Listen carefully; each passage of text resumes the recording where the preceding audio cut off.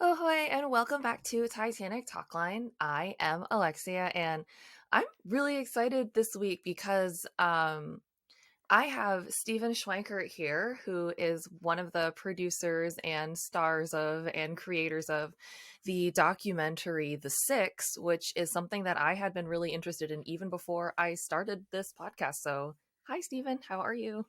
Hi, thanks for having me. We actually met at the Titanic convention in August, but as I mentioned, I'd been really interested in this movie for quite some time, and because it was only available in these online screenings during COVID, I'd kind of been chasing and missing it around North America for a while. Well, it's been a little bit of a shell game. I mean, I think something that people don't understand is that, I hope that when you saw the film that you were able to see from it that, we spent a couple of bucks making it. And let me clarify that I am not officially one of the film's producers. I don't want to Sorry. step on the toes of any of the extraordinarily talented and generous people who risked not only their time but certainly their own money to make it happen. So the it's when obviously when you invest that much in a project like this, there needs to be a certain return on that. And we get messages all the time via the Facebook group. Why can't I see this? Gee, I'm never going to see this. I guess you guys have given up on releasing this, and all these kinds of comments. And I appreciate that people have really waited a long time, and I'm really grateful that people have sought it out and traveled to go to screenings and kind of made a point to see it. But unfortunately, a lot of this is out of our control. We have an international distributor. We had a domestic distributor in China, and those are really the folks who decide, when will be the best time for it to, go on a streaming platform or have a cinema run in a particular territory or country. So it's not up to us. Of course, if it were up to us, we would be on every streaming platform everywhere and every cinema that we could possibly bring it to. And we would still be traveling around showing it to folks at film festivals and Titanic events and, private screenings and educational screenings and so forth. So if you've been trying to see the film, thank you so much for your patience. Um, it's going to come to your corner of the world someday. Unfortunately, we're just not really in total control of that. So that said, anybody who wants to host a screening, do get in touch because we can do that. Within certain limitations. So if you're absolutely dying to see it, then let us know. We'd love to find a way to bring it to you.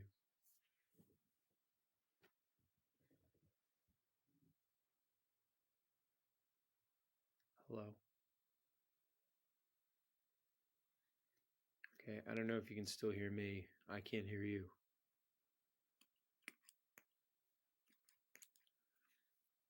It says loading video.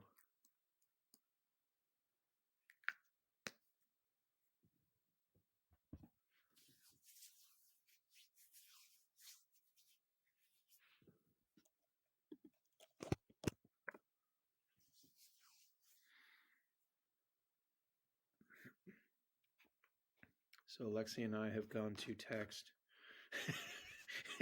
We're going to have an all text conversation. No, I can. Okay, so now I can see you, Can you hear me? and now I can hear you. Yeah, Yay! I don't. yeah, I didn't touch anything. I promise. yeah. No, it's What okay. happened?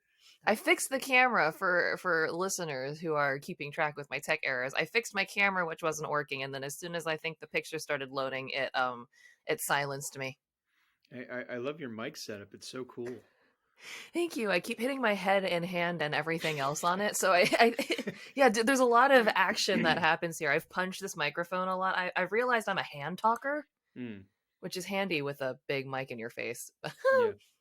Well, since you've got the camera on, you can notice my Titanic poster back Yes. here, which I I love picked it. up at Goodwill for about $7. I mean, I could not. It's a Titanic seventh or 75th anniversary Uh, poster.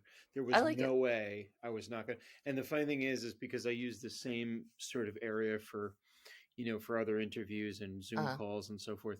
I also have a Hong Kong poster that was in that space, right. and I did an interview, and I thought a Hong Kong poster might be too sensitive. So let me put Titanic up. I know I'm safe doing that. So it's still Titanic there. is Titanic is safe. I'm in the process of moving, but Okay. back there I normally have a selection of books from the people that have come on the show and Okay. stuff. That's also, safe territory, and Yeah. also kind of a little way to show off. Be like, oh, oh, oh, what are those? Just signed books Yes. from From people I've met. Look at me, I'm impressive. from important Titanic Yeah, authors. Yes. important. No big deal. Just gonna act. No big Yeah. deal. Hair toss here and there, but Indeed. sorry for those who missed the a beat slightly beforehand. The documentary we're talking about is The Six, which is about the six of the eight Chinese passengers aboard the Titanic who survived the sinking. And I almost said their stories, but it's more about the tracing of, and in some cases failing to find their stories.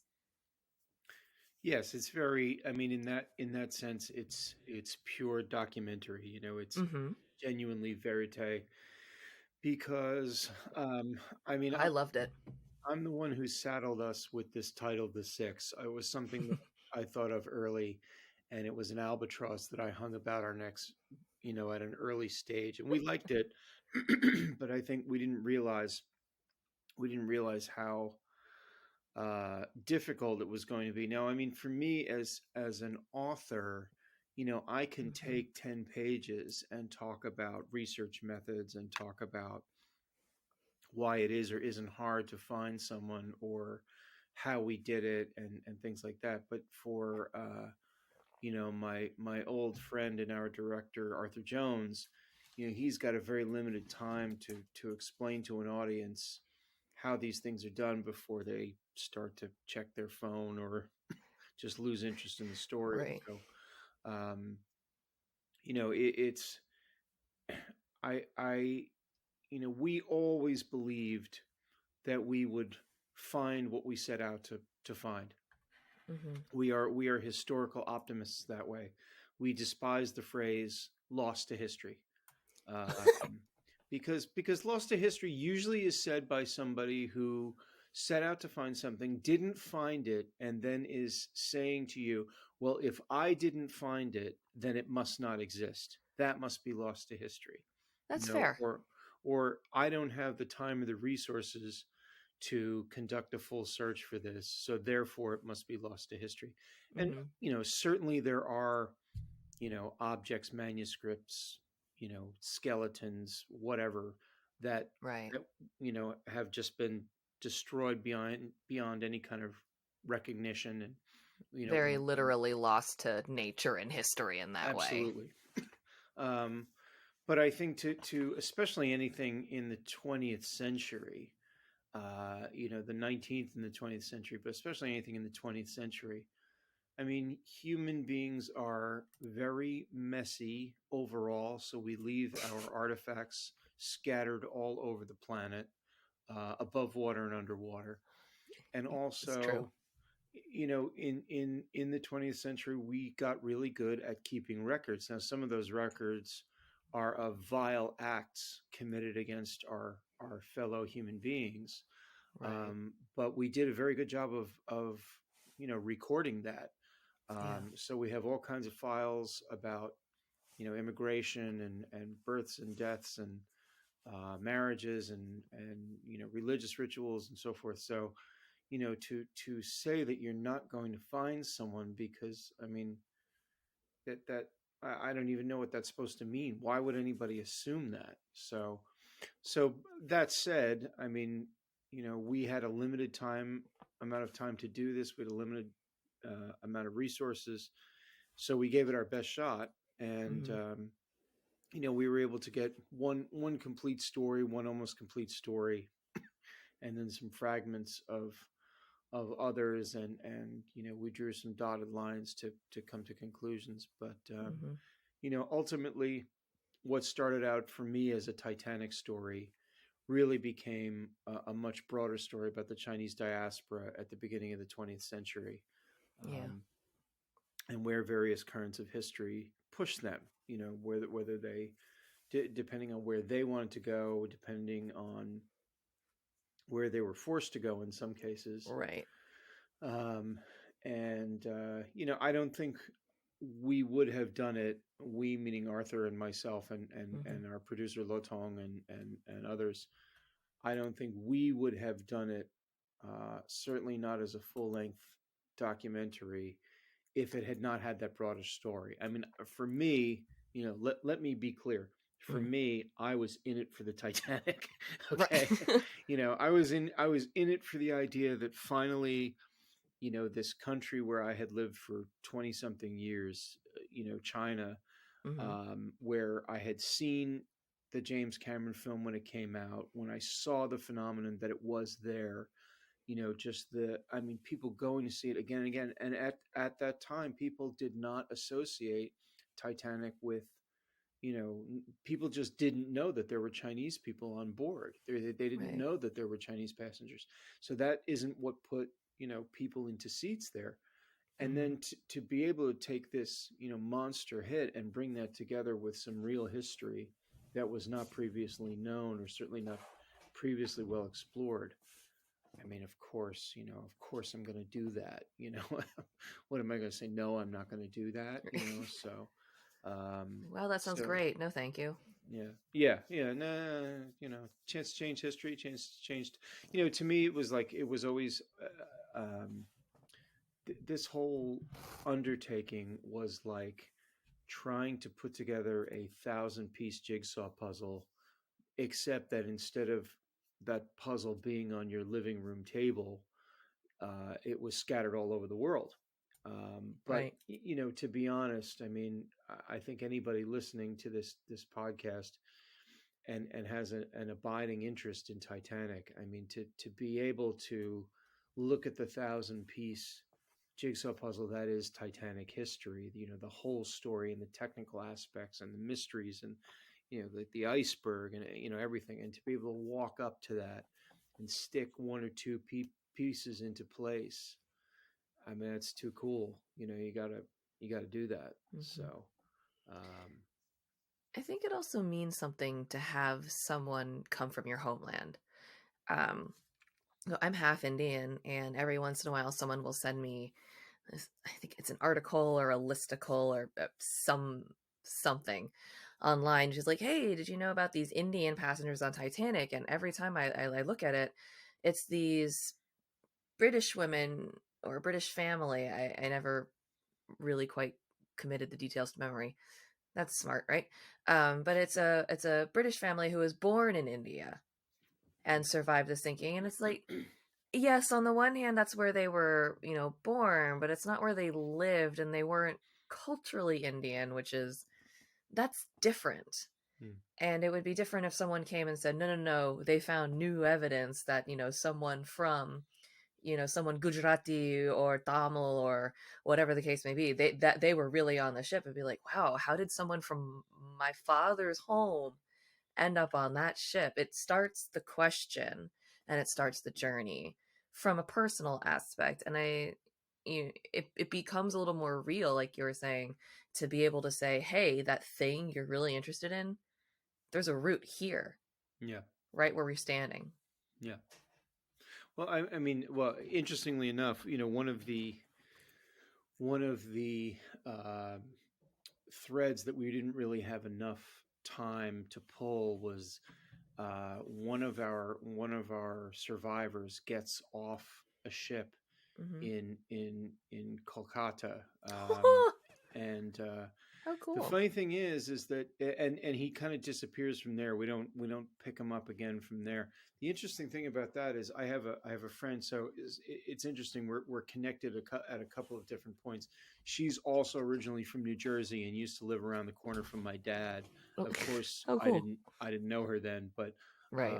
and then we knew each other in Beijing, and then she is Hakka, so she's it's sort of a more of a linguistic minority in China than Mm-hmm. ethnic, and but she traces part of her family history to the Kolkata Chinese community, of which there are only a couple, 200-300 people now. Sure. But I thought, God, wouldn't that be amazing? Like, and I, there was even a period there where we were thinking, like, well, how much farther are we going to go with this? Right. And you know, should I try to get in touch with her family and see what would, can they go down to the town hall? Or, but the toughest thing about any of these projects, and we see this level of obsession in the Titanic community, Mm-hmm. so much, where people just, they are the porthole expert, and they Yeah. know everything there is to know about Titanic portholes, and don't say that they were 5 inches apart because they're 4 inches apart. I mean, it's just that kind of hair splitting detail. I Um, think someone described them to me as rivet heads. I think that's yes, the term I've started using. yeah, It and works. don't get me wrong, rivet heads. Hmm. I only say these things because I wish I had that level of knowledge. I don't. Um, and I don't have the head for it. I, I it's one of the things that's so funny about Titanic, which is if you're walking on the beaten path, it's so well documented. Mm-hmm. Now it's one of the things that allows us to have virtual reality walkthroughs, and just building models and building Lego models and so forth. But the moment you get off that path, boy, you are overboard. I mean, it was, when we started with this, it was people through all kinds of, um, you know, everything that was out there. They tossed in our direction. You know, some people were genuinely trying to be helpful, Sure. but one noted Titanic scholar, who I will not name, said to us at a very early point when we were still just gathering information. I don't even think we had committed ourselves to this at that point. Yeah. And he Just looking said, around. yeah, we're just, if anything, we were trying to disprove the concept to ourselves. We were trying to say, this is not worth us.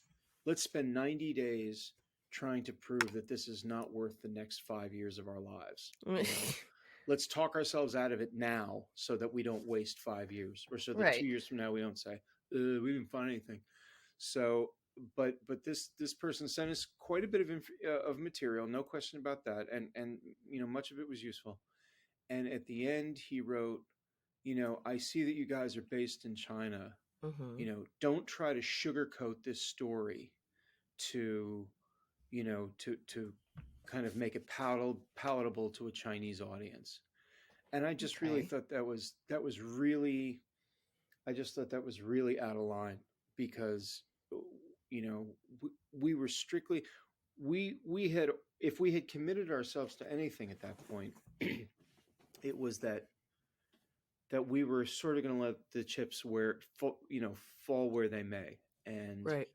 we were going to apply science to the situations that really were only recorded through oral history. But we were actually going to get out our measuring sticks and measure things, and we were going to build models and put real people in them and so forth, You built a lifeboat. because we built a lifeboat, because that was really the only way. And if we found, oh gee, they acted ignobly, then, well, they acted ignobly. But Mm-hmm. just to rehash a bunch of really nasty newspaper articles from 1912, there would have been no point in doing that. There would have been no point in expending that kind of resources, excuse me, in order to just, if we weren't going to find anything new, there was no point in doing it. Right. um, I so understand that. yeah. I think weirdly enough, the not finding things was part of the best way to end it, if that sort of makes sense, because Mm. for many people just in the world, you don't quite find out what happened to them. There's a great deal of just day-to-day mysteries in life about what became of people and what happened to them. And for these six people in particular, though there was a Titanic connection, it almost feels like the Titanic was simply the beginning of their stories in a way, because, you know, as you mentioned a little bit earlier, this is all coming against a backdrop of, you know, we think about the racism that's happening right now in, you know, the late end of 2022. In 1912, there were signs that basically said, Chinese, get out. Yeah. I mean, Or don't come and there in. was a, yeah, or yeah, In the don't come case in, of the point blank, US, don't period. come in. Yeah. Right. And all this was happening against a backdrop of just absolutely violent hatred. So after going through a major trauma, they then were forced to try to navigate a bunch of circumstances that they didn't sign up for. Yeah. And losing people in that process seems to be part of the journey. I mean, not I'm not, I don't mean to sound callous when I say that, but, you know, when you treat people like they're unimportant, you don't document where they're going, and we don't keep the records like we do now, they can go to Calcutta and vanish forever. Yeah. I mean, it's this is one of the most difficult things for anybody researching any kind of personal history, which is, Right. you know, a lot of people came to the United States or Canada or the UK or, whatever, wherever they ended up, it wasn't their native country. And they didn't go there because, they had such a great time in their native land that they thought they'd, give themselves a challenge and go somewhere else. They were, in many cases, they were trying to put whatever the early part of their life had been behind them, and Mm-hmm. so therefore keeping the records of, their actual name, or, where they were from, or those things were not important. It was what was ahead that was important, not what was behind. Right. And Arthur and I had a very interesting experience, because when we actually started out doing a that was cool. Um, Here we go. the Arthur and I had this experience, because when we started out on the project that ultimately became the Six, it was not a Titanic project. I guess you Right. could call it a Titanic adjacent project, Right. in 2022 parlance. We were doing a shipwreck story. It was local to Shanghai, where Arthur was based, or is still based, and we went and interviewed a survivor from this other shipwreck, and he was a tailor. I mean, even at 80, I think he was 84 when we interviewed him. I mean, he was still impeccably dressed. I mean, it was like, wow, could you be my tailor? I mean, it was just amazing. And I understood about 60% of what he said, because he spoke mostly in Shanghainese, which I don't have much familiarity with. So Sure. I got bits and pieces. But one of the probably the last question I asked him was, because when you read about European and American survivors of Titanic, it's always kind of this, you know, almost literally come to Jesus moment. Like, I would, divine providence saved me on that night from, from the freezing water, and, you know, Right. my life changed, So I I became a asked him better that question. person. Yeah, yeah, exactly. I you know, chose the upright path after that. Um, but so I asked him that question. I thought, well, Hmm. let's get a different perspective on it. Right. And I said, how did your life change as a result of surviving the shipwreck? And he said, it didn't change at all. He said, if anything, it just made me more determined to complete my apprenticeship and become a tailor, and keep going. I guess he was 15 or 16 when he was on, when he was in the shipwreck. Hmm. And I thought, Wow. that really ended up coming back. I kind of say this at the end of the Six, which is, this wasn't the biggest obstacle that these men had to overcome in their lives.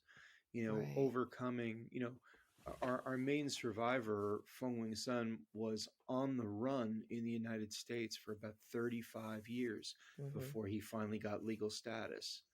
Yeah. Um, Imagine, so surviving a shipwreck, compared to wondering every night when you put your head on the pillow, like, is somebody going to knock on the door tonight? Is tonight my last night of freedom? Am I going to be deported tomorrow back to a country that I haven't lived in 40 or 45 years. I mean, it's, Right.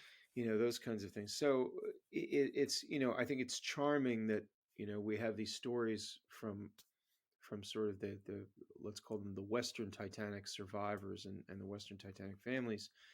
Um, but yeah, I mean, and a lot of people dined out on their on their Titanic stories for a long time, and hey, they survived. It must have been traumatic and terrible, and I don't want to diminish any of that, but Right. Right. the in the experience of our little group of survivors, they just kind of you know I guess shrugged it off relatively and said, well, the future's ahead, and I'm not going back. And that was pretty amazing. I think about that a lot, actually. That if I took I took a lot away from the experience, but if I took anything specifically, that was one of the things. Just this too shall pass, and Hmm. it's it's sometimes don't don't don't make an ice mountain out of a molehill. Fair enough, because then you'll crash into it. Yeah. Speaking of Titanic stories, I didn't ask you yours. I normally demand that. I think it's the first thing I demand out of every guest on this show, and I glazed right over that with you. Well, it's funny because I I I'll say that I don't know if I have one, but I'm Fair. probably going to be about to tell one anyway. But I remember when I was about 13, so this would have been in the early 80s, for no reason in particular, thinking, gee, they'll never find Titanic. Like, it's so, the ocean is so vast and so deep, and they'll I just just never picture find you it. at breakfast turning to your father with hollowed eyes going, Dad, they're never going to find Titanic. Yeah, I And I not mean, contextualizing at all. yeah, that may have actually happened because my dad and I were divers. I learned to dive when I was 10, and he had learned before that because he knew that I wanted to learn how to dive. So, Wow. I grew up watching Jacques Cousteau, diving and exploring underwater was the first thing I ever wanted to do. And when I was about 3 years old, so this is early 70s, 1972, 73, probably more like Hmm. 73. you know, every Sunday night, Jacques Cousteau was on the Undersea World of Jacques Cousteau. You can still find episodes on YouTube, and Disney.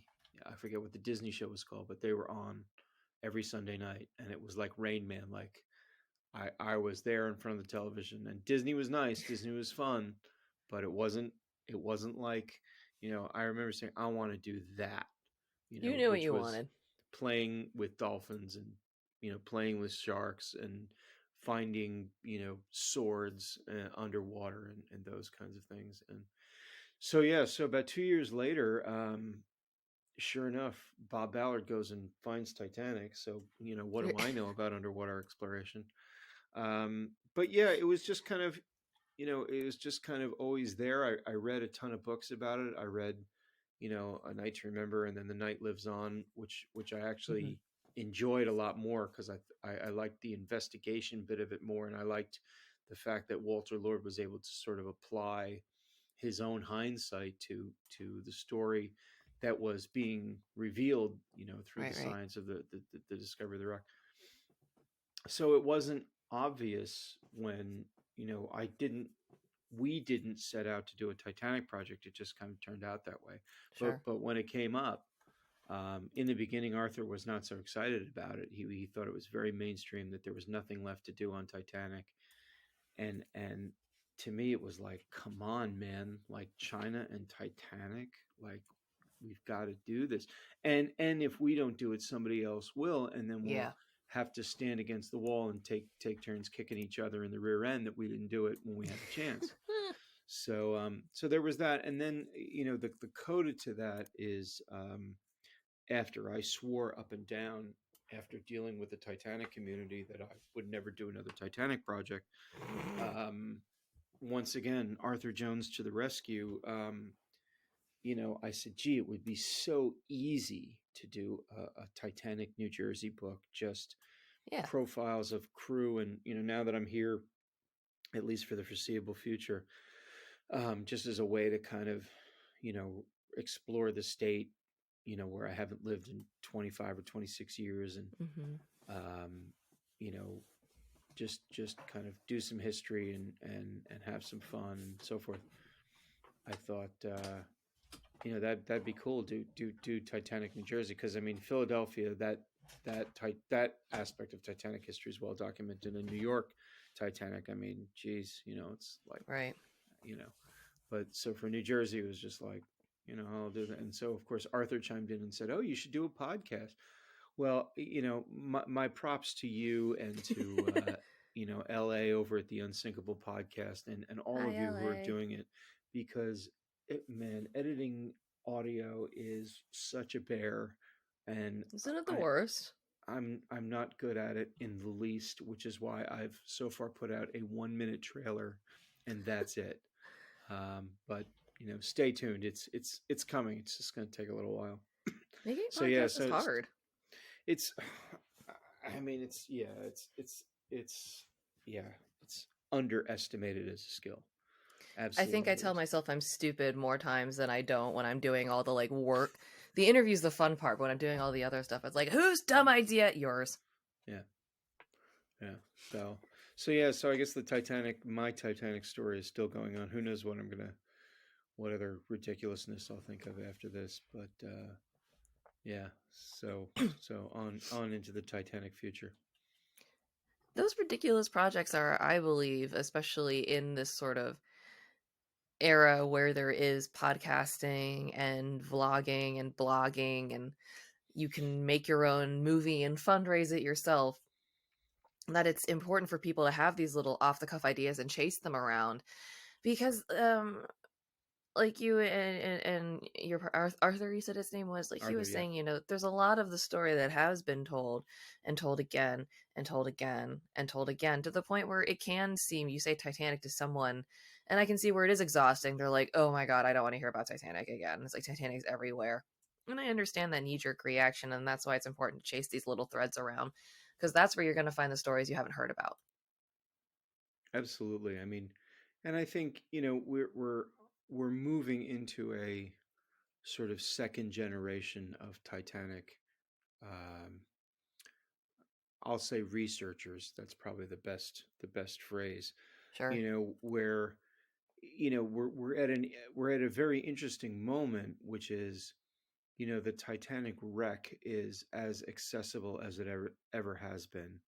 This In is true. in terms of physically being able to go there. I'm not talking about the expense, or I'm not talking about, I'd you actually know, say in all terms. yeah. I I mean, mean, it. it I could be cheaper. well, yeah. I mean, I think I don't think it's ridiculous to think that in the next few years we might see some kind of, Titanic live Hmm. cam, or, Oh just yeah. something where you're going to be able to see it at least on video all the time. But Just in so terms of accessibility, sorry, before you moved on yeah, from that point, obviously there's the financial barrier, but you used to have to have a reason and be a specialist. But in terms of accessibility, you just have to have the money now. yeah, That does really eliminate an accessibility barrier, because you don't have to, go study a certain thing for 100 years to have a chance at doing it. You just have to either find or have a bunch of money, mm, which again, most people don't have, but, sorry. That's all. right. But I mean, it's the wreck was found 37 years ago. So that our deep sea exploration capabilities have come so far since then. Our Hmm. ability to film in 4K, 8K, you know, um, Incredible. so we've basically got two timelines that essentially are working against each other. Number one is obviously all the survivors have now passed on, Yes. and we're getting to the point where many of their children have also passed on. So Yes. in terms of firsthand accounts, second and even secondhand accounts, we're losing those rapidly. Yes. um, Yes, yes. the wreck itself, of course, is deteriorating, and people talk Hmm. about like, the wreck is deteriorating. All wrecks are deteriorating. They are It's the nature of it. deteriorating from the moment that they go underwater. In fact, even before they become Yeah. wrecks, ships are deteriorating in Deteriorating. salt water. Okay, so you know that. I don't get the shock about it's like I mean, when you think about it, it's the fact that after 75-ish years on the bottom Hmm. in the deep water where Titanic rests, that we were able to see an intact bow, like that, like, oh, here, look at this photo from Harlan and Wolff. Hmm. Oh, look at the photo of the wreck. They're almost, I mean, Ding, it's ding, ding. that we got to see any of that. I mean, that is a fluke. It's an absolute fluke. It It's should be in a incredible. bunch of pieces. It should all look like the stern. The fact that we are able to have a Titanic experience on the bow half of it, the front half of it, I mean, that is just Incredible. ridiculous. It's just, I mean, talk about, scientific luck. But so we're losing the wreck gradually. We've lost the first and second hand accounts, or many of the second hand accounts. Yeah. But at the same time, we're now in an age where, inquiries that used to take weeks now take seconds, take a half a day. If you need to send somebody an email to have them go run into an archive and look up something and come back. Um, it's like the satellite photography just gets better and better. We get to take a bigger and bigger look at the whole case. Hmm. Excuse me. And you know and see it in better and better resolution. So obviously that applies to the rec site itself, but also just to the historical record and the things that we're able to put side by side, and the things that we're able to compare. And so it's really kind of a new generation. And what is the new generation going to get out of it? Or is it just going to get to a point where people are like, yeah, Titanic, it's been done? Or is it Hmm. going to take on some kind of new life, um, and move in a different direction that we haven't expected up to this point? I would hope that it continues to take on a new life, but in my opinion, in order for it to do that, it requires people to be interested in the individual stories associated with the ship. Because at the end of the day, a ship is a ship is a ship is a boat is a ship. It's iron and or wood, depending on which one it is, and it. It's an it. It is an Yeah. it. I mean, not to sound unceremonious about it, but in the same way that you know the Twin Towers were its. They were steel structures. It's Mm. the people that make the tragedy. It's the fact that it wasn't, oh, two big buildings fell down. It was like, no, no, no, two big buildings full of people fell down. Yeah. It wasn't, oh, a big ship went down. And it Yeah. wasn't just a dummy ship in the middle of nowhere. It was a ship full of people. Right. And Yeah. I feel as long as, newcomers and people and remember that and continue on, it will, excuse me, the legacy will continue. It's just when you start losing sight of the human story and start focusing on solely those little details that I do believe things become more flash in the pan because there's nothing to capture you. Yeah. Yeah. No, it's I mean, Arthur and I had that experience with our first documentary, Yeah. which I spent a long time just kind of going over specs and just technical things. And it was like, gee, there's just nothing to really bring this story to life. It's really just the history of a metal tube. It was about a submarine, and it was just sort of Mm-hmm. like, and then out of nowhere, we get contacted by the daughter of one of the survivors, and Mm-hmm. she had this entire unpublished diary that her father had written Whoa. about the sinking and being on board and the captain and all these things. And I mean, it was That's just, cool. and that's the great thing about any project like this is, of course, you plan it out and you say, okay, it's going to take this long, and here's the arc, and so forth. But the reality is what makes it exciting and what makes it great is, when things pop up along the way, and suddenly you meet some survivor, some relative that you didn't even know existed, and Yeah. that's really what makes it so. So yeah, I mean, as long as I hope that personal and that human interest continues in the story, because that's really what's going to drive it forward. I, I agree. I mean, I started that, but it's one of the reasons I applaud LA very much. For those of you who don't know who LA is, it is the host of the incredible podcast Unsinkable, the Titanic podcast, and unlike my show, hers is done in a much more scripted format. It's clearly researched and thought out and planned and lovingly outlined each one. And excuse me, I cannot work like that. I simply am unable to prepare like that. So I am absolutely in awe of her ability to do so.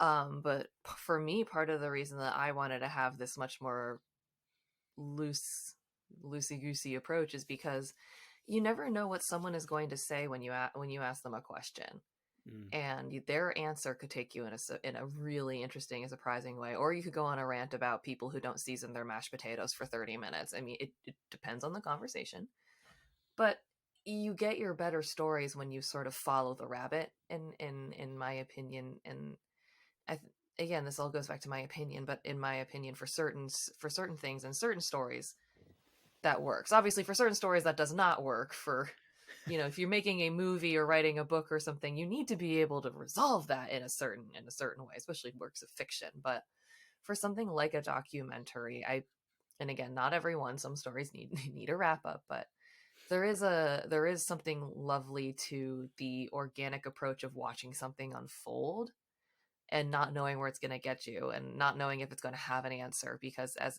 we were talking about earlier, there are some mysteries in this world that simply don't have answers. And sometimes it's not because people are lazy. Sometimes it's simply I don't know, you're never going to know, Yeah. because there's no way to know some of them. Like, exactly what were all the contents of the cargo hold in Titanic? Just no way we're never going to know that. Yeah. Are you digging it out? No? Well, then I don't know, man. Yeah. We can only guess. And that is one of those cases, in my opinion, where it's literally just lost to history, because it Mm. is quite literally. But there's places where you need to be able to have your story in an arc and follow it up, and those are wonderful. But I did like the approach in your guys' storytelling, and I appreciate that it was deliberate, and that you didn't want to cut off stories just because they didn't fit with the narrative structure that you'd set out to follow. Yeah, I mean the we I think if we were to do it again, we would probably take our one or two stories that were most complete and then kind of make a Greek Sure. chorus out of the others. Mm-hmm. But one thing I learned along the way, especially in dealing with the Titanic community, is you know I think if you take the example of Titanic's band, Yes. um, and here's a group of people that really is just loved by everyone, and no one has any axe to grind with any of them. They all perish. Yes. They're all cited for playing at least during part or perhaps all of the evacuation, and yet it almost comes down to a knife fight over what was their final song. That whole autumn slash nearer my God to the argument, and it's I feel like oops, sorry. It's okay. That You're an important person with things to do. no, that was my reminder that we were Oh talking yeah. at 9. Um, so you know, if we can't agree on the band, Mm-hmm. then I don't know that we're ever going to agree on anything. And Yeah. it's but and when you're doing a story like this, there's always a moment where you turn the tape recorder, you turn the camera off, and you just sit there with the person, and you don't want to take up too much of their time, Mm-hmm. and that they've probably told this story before, like a Right. lot, but at the same time it's like, hey man, I came all the way for this. This is really why I made this trip to the UK Right. Right. to do this interview, is this moment. I mean, there are, in the documentary, we got to meet John Lowe, who was Harold Lowe's grandson, and to Mm-hmm. me that was like, I think you get to see my face at a couple points in that scene. It's really about Tom, Mm-hmm. whose father was rescued by Harold Lowe. Right. It was really about bringing them together, and as I remember that. you know, as John so eloquently puts it, he says, the circle is complete. We found each other, and in the meantime, I'm just glowing in the background because I'm like, this is the first like Titanic royalty that I've gotten to meet in this process. I've been doing this Titanic thing for like 4 years now. And, Mhm. I mean, of course I had met James. Well, no, I hadn't met James Cameron at that point, but, in terms of Titanic bloodlines, it was like, wow, and seeing, Yeah. you know, bits of his father or his grandfather's uniform from the night, and Yeah. just some of those things that they had in the house. It was like, wow, man, this is like, this is it's a small thing, and you get it Mhm. for a few minutes, and then it's like, really nice to meet you. Thanks a lot, yeah, Right. and that's it. It's like, and so, Bye. but those things are particularly special, and in the back of your mind that, even though there's going to be a finished product like a book or Mhm. a documentary or something, and that's supposed to be the payoff, that it's really getting to meet these people and getting to know them, and just seeing what about them is special and seeing what about them is ordinary, Yeah. that Yeah. it could just as well have been my grandfather or your grandfather, or just Very sometimes true. people end up in these positions, and Mm.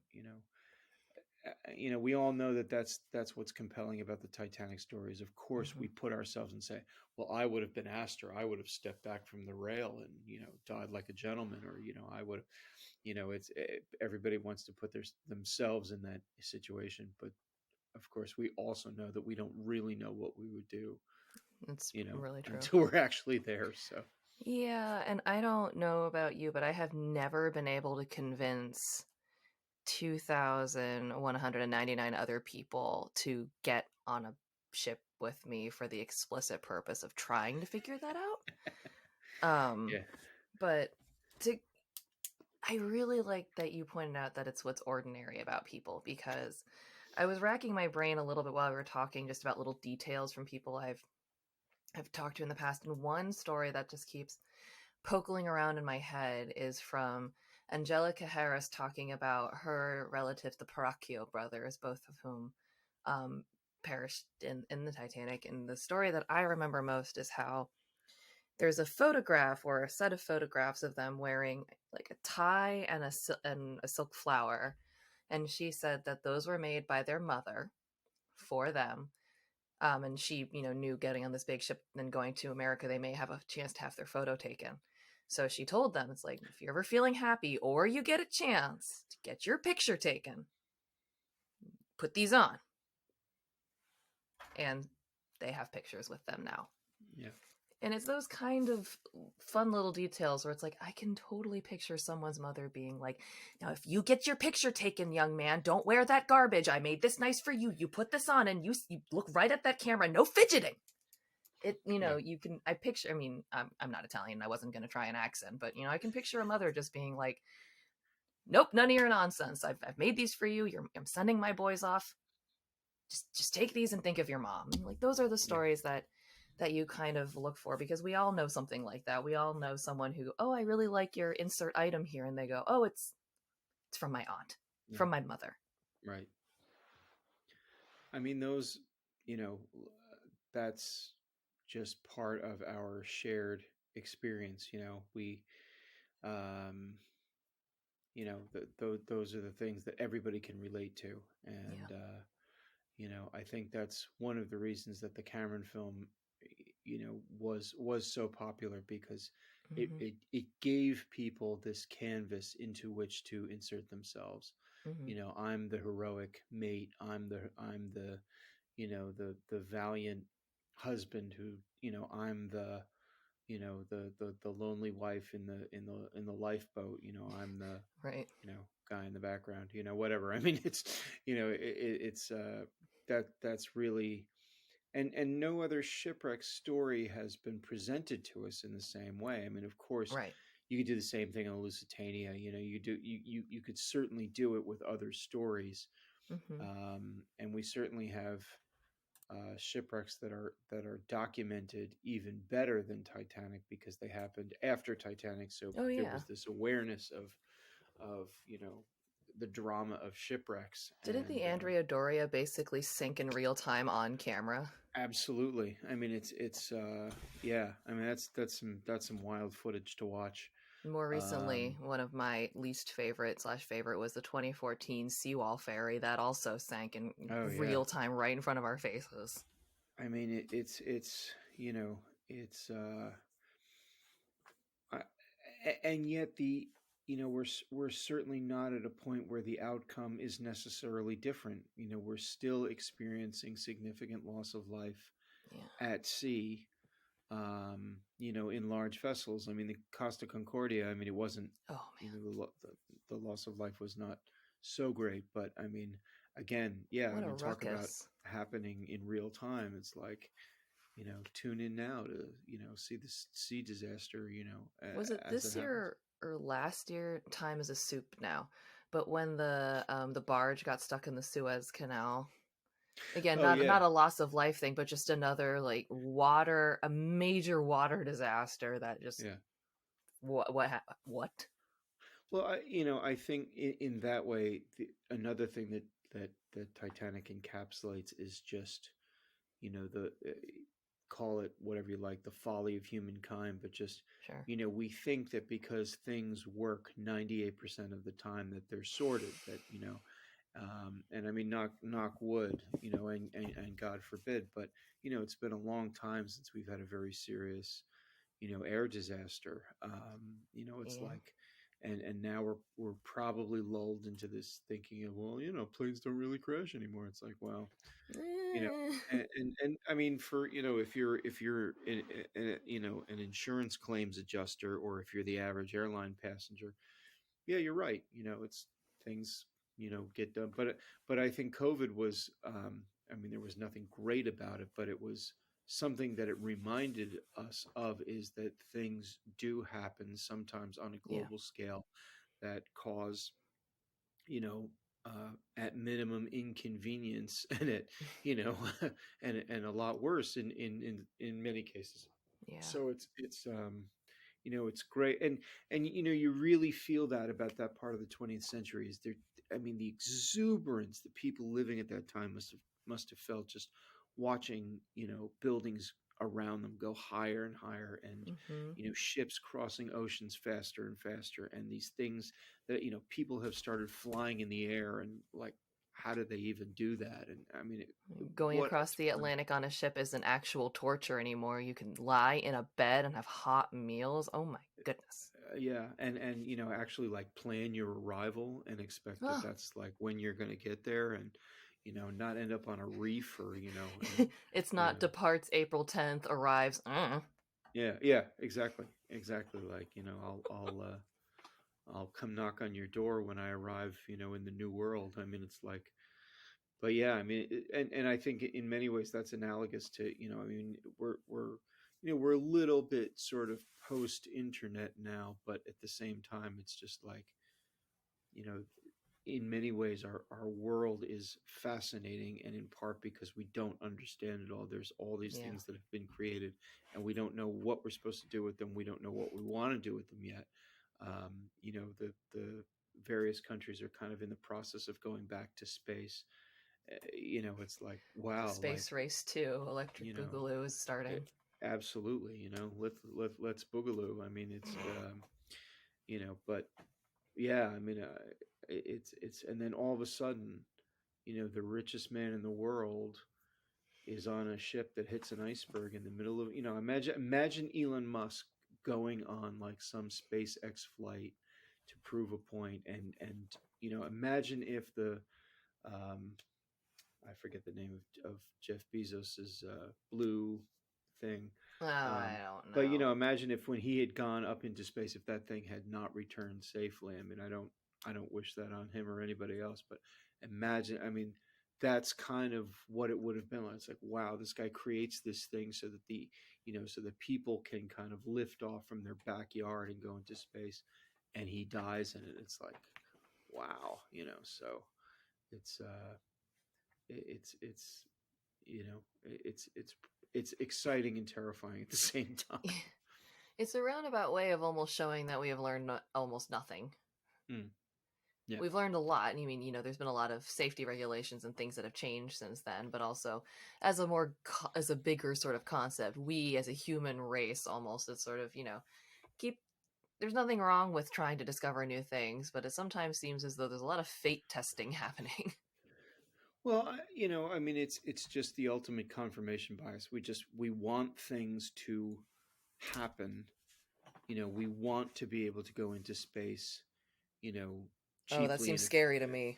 and efficiently, and we want to be able, and so we kind of sand down the edges on the story and say, oh, it's okay, you'll be fine, and sometimes you are fine. There's a great podcast that I listen to, Hmm. called Cautionary Tales, by a guy named Tim Harford, and it's kind of annoying because he's a Great giant, recommendation. yeah, he's a giant Malcolm Gladwell fan, and if I wanted to listen to Malcolm Gladwell's podcast, I would. I don't need Tim to like be, a cheerleader for him, but it's, Cautionary Tales just talks about all these kinds of things that he Hmm. hasn't done Titanic, I guess, because he doesn't, maybe he doesn't have a fresh angle on it, but It's a pretty big you know, iceberg to summit. yeah, it's it's a pretty big iceberg to avoid in the middle of the Atlantic in the middle of the night, but um and but he talks about these kinds of things where people said, uh, it's basically that it's like, oh, it'll be fine, Uh-huh. oh, let's just get this done, oh, We cut through just, here all the time, man. yeah, one more test, the just, and how people's willingness to ignore obvious red flags. I'm going to give you a preview of something that I'm working on that's totally Ooh. not Titanic. Okay, it's I'm on. I'm on board. I I know that I've already blasphemed, and talking about like, as if non-Titanic topics exist. But so What? there's a fine gentleman, named Tom Linsky, who I think will be a name that's well recognized by the Titanic community, both for Yeah. his simulations of various White Star ships sinking, and Uh-huh. the rest of his fine work that he does on Part Time Explorer, his YouTube channel. But so we're looking at a train wreck, a literal train wreck, an actual wrecking railroad train, choo choo and all that. And I have this weird family connection to it. It's like a Oh. disaster to which I actually have a strange family connection. But there was a train, that wrecked in New Jersey in 1951, called the Broker, and it was called the Broker because it ferried a lot of people living in suburban New Jersey to Wall Street and back, and Okay, that makes very sense. much like New Jersey Transit today. And it's just one of these cautionary tales, and the person to whom I am barely related was the engineer. And Oh. the depending on whose version of the story you believe, either he just totally ignored a speed warning and went over a temporary trestle and killed 85 people, Ooh. or the the railroad line didn't put up enough safety equipment, and enough signals and so forth. So Tom and I are gonna wander out there and take a look, and um but yeah, it's just another one of these tales of like, well, there was a yellow light and you shouldn't have gone through it. Ugh. So, Those things are reach your, those things are so hard. In some cases, they are negligence. I mean, we hear stories all the time. I mean, of a drunk bus driver killed himself and 4 million passengers when he drove off mm, a bridge after downing a fifth. yeah, Or we hear stories where it's like, well, obviously that man was horrifyingly negligent, and mm, that's bad. But and then you hear stories like that, the train you're telling me, where on the one hand, depending on the outcome, it could have just been a horrible, horrible setup of missteps. I remember, I don't remember which episode of Forensic Files it was, and I'm also having a real hard time remembering the precise circumstances, but it had to do with fog and a train. okay, And I can't remember exactly what happened. There's a lot of forensic files cases involving fog and various disasters, but in this particular one, there was, at the end, they found that there was just a lot of negligence at hand, and a lot of it was bad circumstances. There, on this particular day, there was a ton of extra fog. I think there was a freak outage of a light or what have you, but they also then found that there weren't enough warning lights. They found there wasn't enough signs. There weren't Yeah. enough to really tell people not to go through. I don't remember if it was a derailment or if they hit something, but it was very highly fatal, and it was that same sort of thing where I just remember thinking, God, how awful must that have been, a crew or any part of that. You're just trying to do your job, doing everything as best you can, and then the next thing you know, you're quote unquote responsible for, you've Mm. got a horrible tragedy on your hands, and everyone's pointing their fingers at you. Yeah. I mean, I'm not. If anybody saw my YouTube history, they would not believe this next statement at all. But I really, I am not a. I watch a ton of true crime, and I Mm-hmm. watch a ton of disaster stuff. I mean, I think I've seen every existing episode of air crash investigations, but I Oh, really have no interest in the morbidity of the crime, and I really have no interest in disaster porn. that's fair. Um,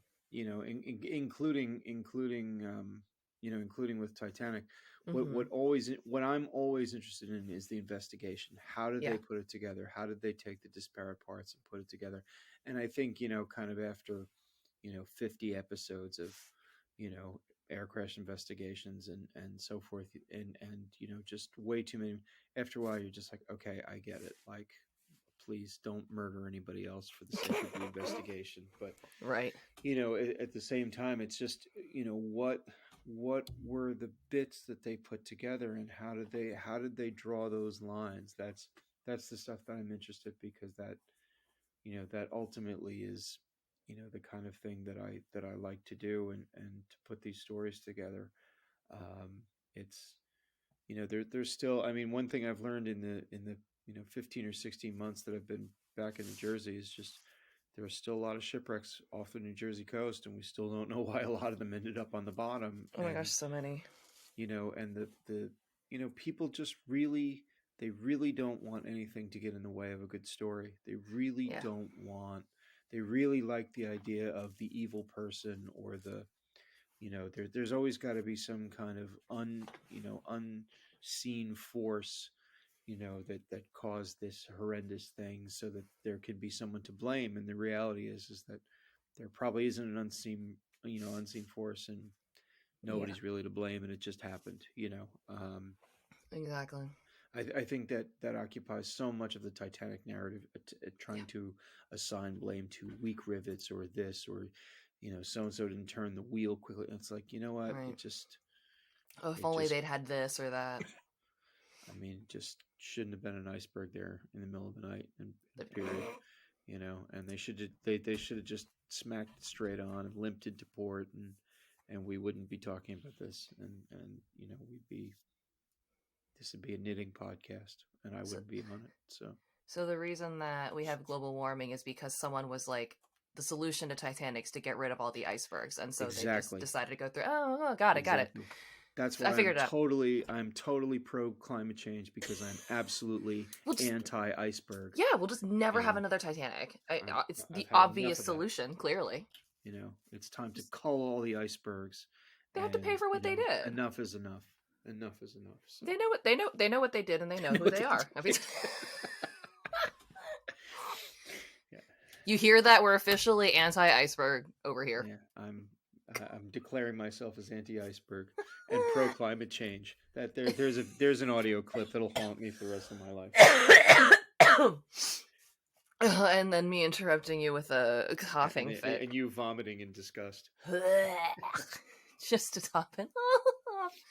Oh my gosh. Well, Stephen, thank you first of all for coming on the show and indulging my nonsense, but also, being part of projects like this. We're talking about how much work it is, especially for not knowing what's going to happen to, at the end. It's a lot of effort, and, thank you to you and to the crew, to everyone who was involved, from oh, the boom mic operator to the caterers, to everyone who was involved in this project. It was clearly a labor of not just passion, but of love and of genuine interest. So thank you guys so much for putting that together and for trying and to tell those stories. Well, thanks, and thanks for having me on. And we are still trying to get this out to a wider audience. And Hmm. there will be a book. I've written a book on the same subject, which is still looking for an English publishing home. For anyone who's Excellent. listening who happens to read Simplified Chinese, the Simplified Chinese book has been out for several months now, so Oh, how you can cool. track that down, or I may have a copy or two sitting around. But yeah, things to look forward to. And the Titanic New Jersey podcast coming in 2023. I know I promised it this fall, but coming in 2023 for sure. It's been a lot happening this year, so I think we'll give you a pass. Thanks, appreciate that. Awesome. Well, thank you so much again for coming on, Stephen. Yep, my pleasure. I want to thank Stephen again so much for coming on. I loved watching The Six. I'm really excited, and I hope more people get to see it. If you want to keep track of The Six, you can follow it on Facebook. That's facebook.com/The6documentary. And six is always spelled out SIX. And it's on Twitter at twitter.com/the6film, THESIXFILM. If you want to follow his upcoming podcast, which is Titanic New Jersey, you can find the show on Facebook at facebook.com/Titanic New Jersey, all one word. And if you want to follow Stephen himself, you can follow him on Twitter and Instagram. His username is Schwankert, SSCHWANKERT,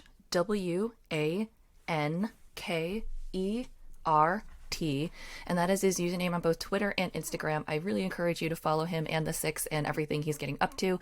Subscribe to his podcast, Titanic New Jersey, and keep up with his adventures that way. I'll see you guys next time. Bye.